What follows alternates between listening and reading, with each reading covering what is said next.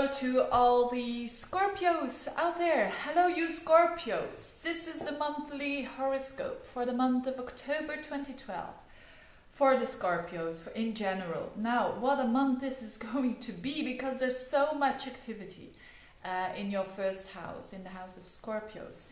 Not only Mars has been there for quite a while, last month, and also the very beginning of the month, but Mercury is in there, so you're thinking, and of course the big shift of Saturn is going to enter your sign. This is all very interesting, because it shows that there's, for a lot of Scorpios, especially for those who have the Scorpio ascendant around 0 to 4, 5, 6 degrees, there's going to be a feeling, a sense of a new identity that is born. That is because Saturn transits that first house, and it immediately bumps into Neptune, and that is in your fifth house. So I was talking last month about being able to the higher ideals that we have, that Neptune in your fifth house, that is trying to manifest itself, that Saturn. So especially with you Scorpios having Saturn in your sign, you will be able to manifest if you try hard, and you will be able to manifest these really creative, inspiring ideals that you have, because that's Neptune in your fifth house. So there's really a balance between grounding and between being connected with all. Because a lot of Scorpios, they really know the expression, what goes around comes around, and that's absolutely what's going to happen with Saturn in Scorpio on a very general level. But the good thing is that a lot of Scorpios are going to be able to manifest what they've always been dreaming of, and I think that's a very good thing.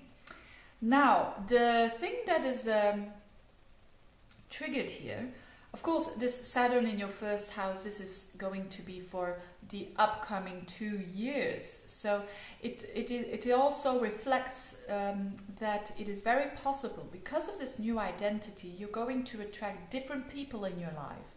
New relationships can come in, and totally different, because they are new to you.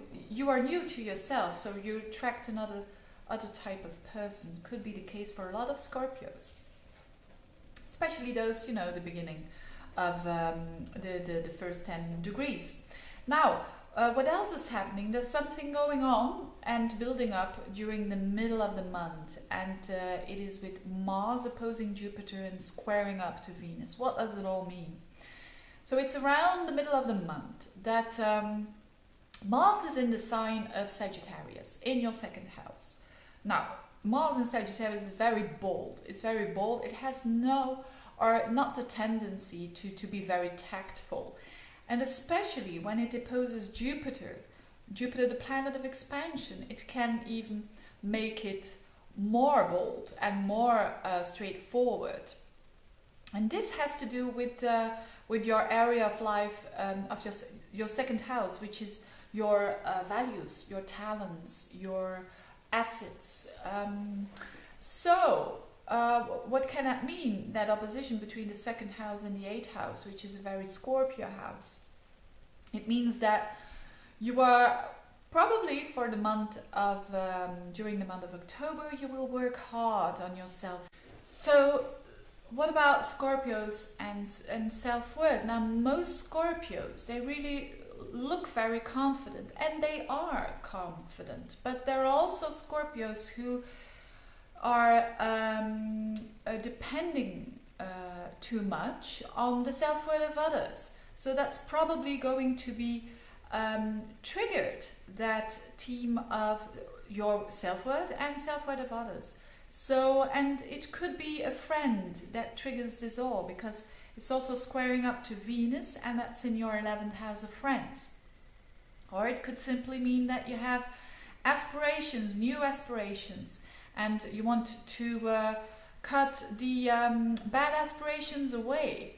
Because all this shift, or this square, when it occurs during the middle of the month, there is also a fixed star again involved. There is a new moon in Libra on the star Spica. I already talked about that star. That star simply means you're going to be fine. So whatever happens, you're going to be fine. And fixed stars are very important in astrology to understand the whole situation.